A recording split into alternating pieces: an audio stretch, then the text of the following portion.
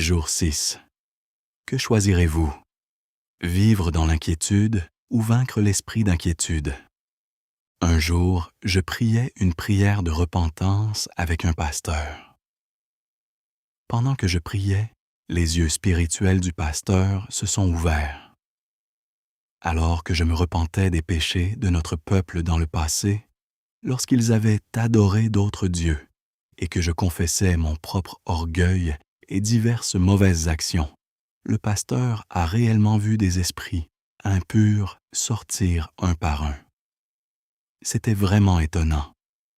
Au moment où j'ai confessé que j'avais mal agi, j'ai profondément compris que les esprits impurs n'avaient d'autre choix que de partir. Si les péchés que nous avons commis avec négligence dans le passé restent sans être liés ni traités, ces esprits mauvais restent légalement attachés à nos corps. C'est comme lorsqu'un voleur entre dans une maison.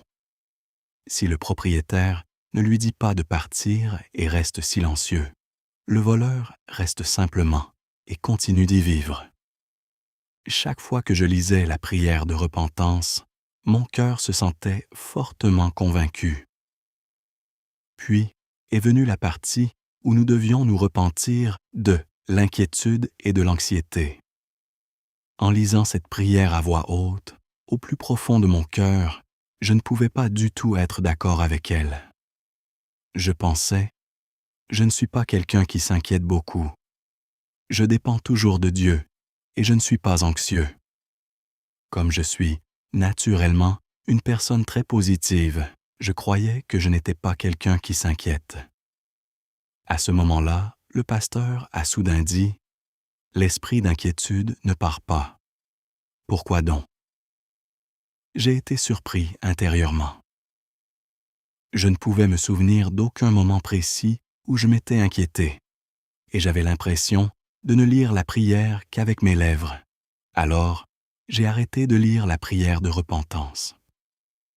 Parce que je ne reconnaissais pas mon tort, l'esprit d'inquiétude ne partait pas et restait simplement. Pendant plusieurs jours, j'ai continué à demander au Saint-Esprit « Quand me suis-je inquiété? » Puis différentes scènes ont commencé à passer dans mon esprit une par une. Le moment où j'ai eu un accident de voiture et où je me suis senti inquiet et anxieux. Le moment où j'ai perdu une grande somme d'argent et où je me suis inquiété de la façon dont je vivrais à l'avenir. En réalité, je m'étais inquiété et j'avais ressenti de l'anxiété à de nombreuses reprises. Mais l'esprit d'inquiétude ne voulait pas quitter mon corps, alors il m'avait trompé. Au moment où je me suis souvenu de ces choses et où j'ai confessé mon tort, j'ai pu sentir l'esprit d'inquiétude bouger et, étrangement, une anxiété encore plus grande a commencé à venir sur moi. Je savais déjà bien que lorsqu'un esprit mauvais est sur le point de partir, il peut parfois se manifester de cette manière au début et devenir encore plus agressif.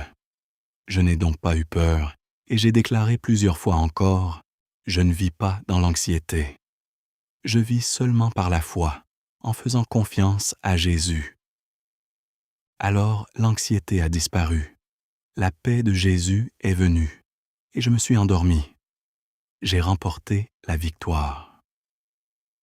Vous êtes une personne nouvelle. Nous ne sommes pas des personnes qui vivent en s'inquiétant de ce que nous mangerons, de ce que nous porterons ou de ce qui arrivera avec l'argent. Nous sommes le peuple de Dieu qui combat l'esprit d'inquiétude et qui vit victorieusement dans ce monde. Votre vie, ce que vous portez, ce que vous mangez, tout appartient à Dieu.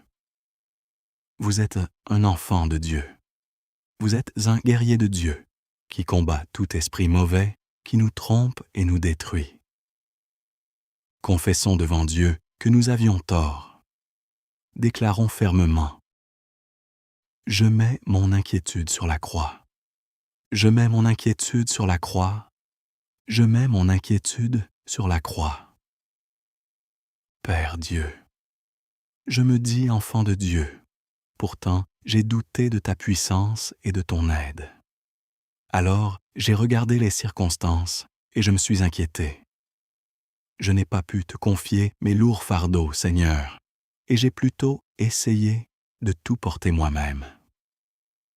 Je n'ai pas pu faire confiance à ton amour, ni à ta promesse que tu porteras tous nos fardeaux. Bien que je sois impuissant sans toi, j'ai vécu bêtement en essayant de vivre par ma propre force et ma propre sagesse. Je me suis appuyé sur d'autres personnes. Je me suis inquiété de ce que je mangerais et de ce que je porterais. Même si l'inquiétude est un grand péché qui nuit à mon corps et à mes os, je me suis inquiété anxieusement à l'avance. Par des inquiétudes inutiles, j'ai augmenté mes propres souffrances et mes propres fardeaux. À cause de la paresse, je suis aussi tombé dans des inquiétudes inutiles. J'avais l'impression de devoir toujours faire quelque chose, me rendant constamment occupé, agité et fatigué. À cause des inquiétudes, des peurs et des anxiétés de la vie, mon esprit est devenu insensible et la parole de Dieu n'a pas pu porter beaucoup de fruits en moi. J'aurais dû faire mon travail de tout mon cœur et avec joie, mais je l'ai transformé en obligation et en fardeau. Tu m'as dit de jeter sur toi toutes mes inquiétudes. Pourtant, j'ai davantage fait confiance à moi-même qu'à toi. Même si je savais que s'inquiéter ne sert à rien, je me suis quand même inquiété. Pardonne-moi pour tous ces péchés. Maintenant, ordonnons à haute voix à l'esprit impur de dépression et d'inquiétude. Au nom de Jésus, j'ordonne à l'esprit d'inquiétude de sortir de moi et de partir maintenant. Au nom de Jésus, j'ordonne à l'esprit d'inquiétude de sortir de moi et de partir maintenant. Au nom de Jésus, j'ordonne à l'esprit d'inquiétude de sortir de moi et de partir maintenant. Maintenant, déclarons. Je vis par la foi. Je vis par la foi. Je vis par la foi.